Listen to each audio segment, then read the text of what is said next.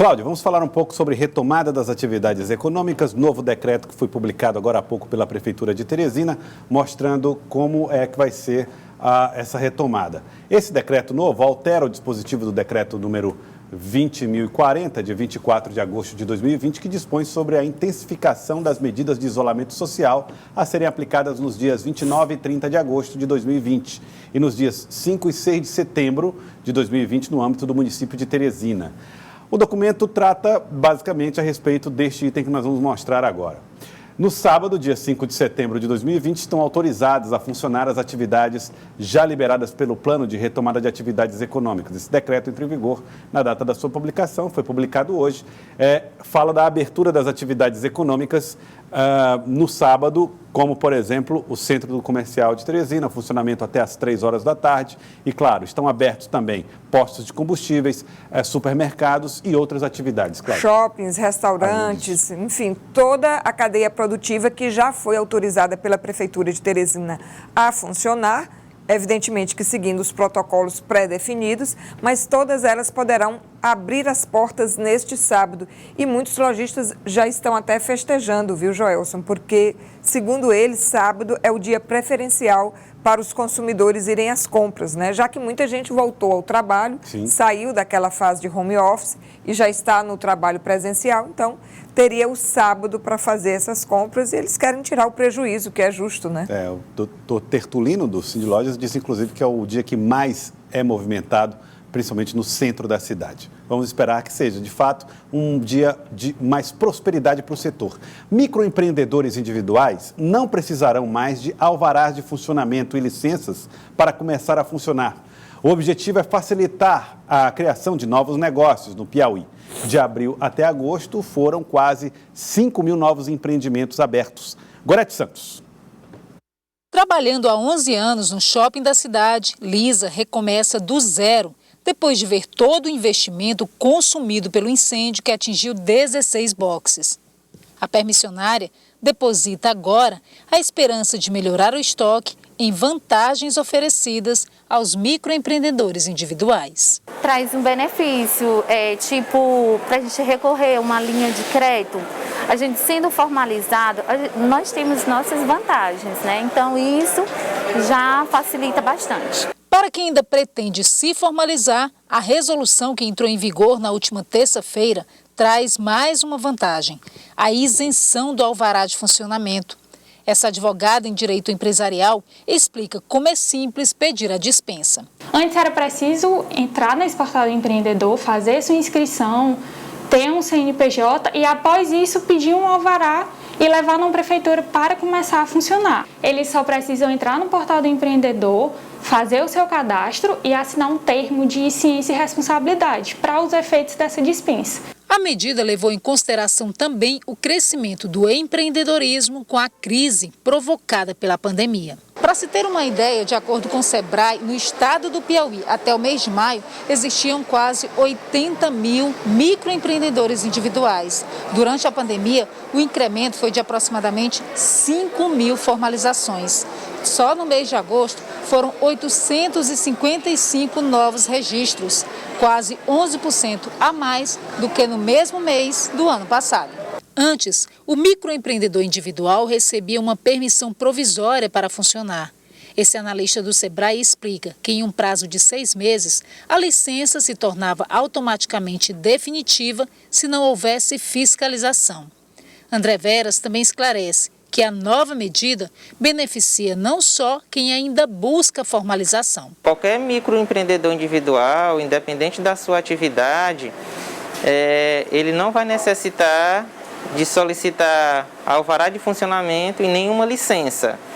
Mas, ao mesmo tempo, ele vai ter que atender a todas as normas sanitárias, normas ambientais, normas tributárias e de segurança também, assim como a Lei Municipal de Uso e Ocupação do Solo.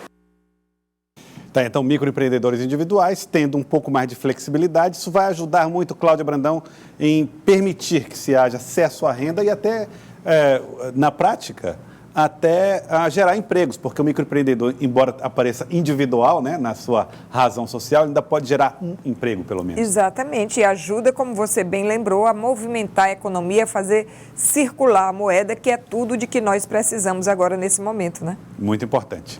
Cláudia Brandão, o governo federal acabou de anunciar quais são as propostas para a reforma administrativa no que diz respeito à estabilidade no emprego. Tem outras medidas aí sendo analisadas. É ampla essa reforma, mas algumas delas a gente vai destacar aqui, né, Cláudia? Você viu a reforma que acabou de ser anunciada pelo governo federal, né?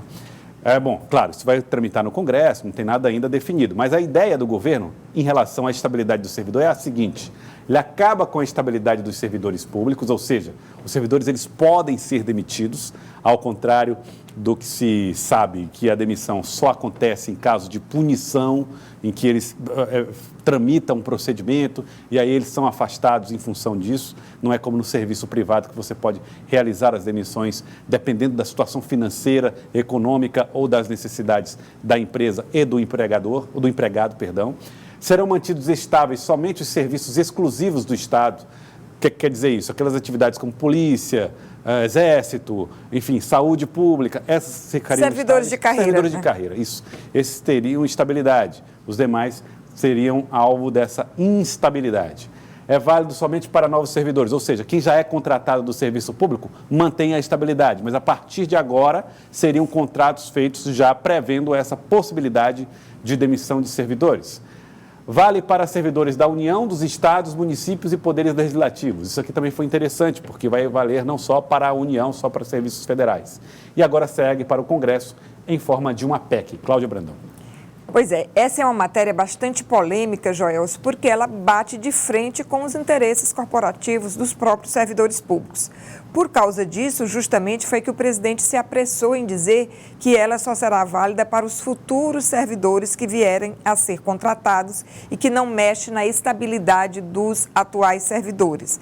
Mas a estabilidade no serviço público sempre foi o grande atrativo dos concursos públicos, era o que mais motivava os chamados concurseiros, né? Aquelas pessoas que se dedicam a estudar para ingressar na carreira pública, justamente sonhando com essa estabilidade. A partir de agora, os novos que entrarão, se for aprovada no Congresso Nacional, eles poderão ser dispensados até por questões financeiras, por exemplo, no momento de pandemia como que nós estamos vivendo, e esperamos nós que não venhamos a viver novamente, né, Joelso? Mas numa situação de crise econômica profunda como a que nós estamos vivendo, simplesmente o governo poderia afastar, diminuir o número de servidores, tal qual acontece hoje na iniciativa privada. E como você falou, trata também de várias outras questões, redução do número de cargos comissionados, o que, aliás, isso sim é muito importante, porque há um número exagerado de servidores comissionados, né? E outras questões para diminuir o peso da folha de pagamento dos servidores públicos nas despesas do governo federal. Segundo os cálculos que foram feitos e apresentados pela equipe do ministro Paulo Guedes, as despesas com a folha de pagamento dos servidores públicos federais equivale a 2 vezes o gasto com as despesas da educação e 3,5 vezes as despesas com saúde no país. Esse é um dos argumentos que ele sempre usa para colocar a importância da necessidade dessa reforma administrativa. Agora, ela está aí para ser votada em um ano eleitoral. Será que os congressistas, deputados, senadores, que têm suas bases eleitorais no Estado, estão dispostos a comprar essa briga? E é maioria qualificada, né? Porque você precisaria de uma maioria que... É uma PEC, né? Um projeto de emenda constitucional. Que mudança, emenda constitucional. Então, não é uma maioria simples, né? 3/5 da casa precisa aprovar. Realmente é um desafio. Lembrando que outra coisa que trata também a reforma administrativa é com o fim da aposentadoria compulsória. Seria aquela aposentadoria que vem como punição. O camarada comete um erro, o magistrado, eventualmente isso acontece geralmente no Poder Judiciário. E aí a punição para ele é se aposentar. Acaba sendo uma premiação. É um prêmio. E tem outro ponto também, Joelson, que é a questão da promoção, que até hoje existe a promoção por tempo de serviço e também por mérito. Pela reforma, que é também um ponto importante esse, A promoção deixaria de ser apenas por tempo de serviço, mas seria exclusivamente por mérito. Porque também tem servidor que está lá a vida inteira, nunca fez nada para merecer uma promoção, mas só porque está há muito tempo no cargo, acaba sendo promovido, né? Se for aprovada, como foi encaminhado ao Congresso, esse é um ponto que também deve ser derrubado. Mas a parte mais polêmica parece ser mesmo essa que foi destacada aqui na cartela da estabilidade.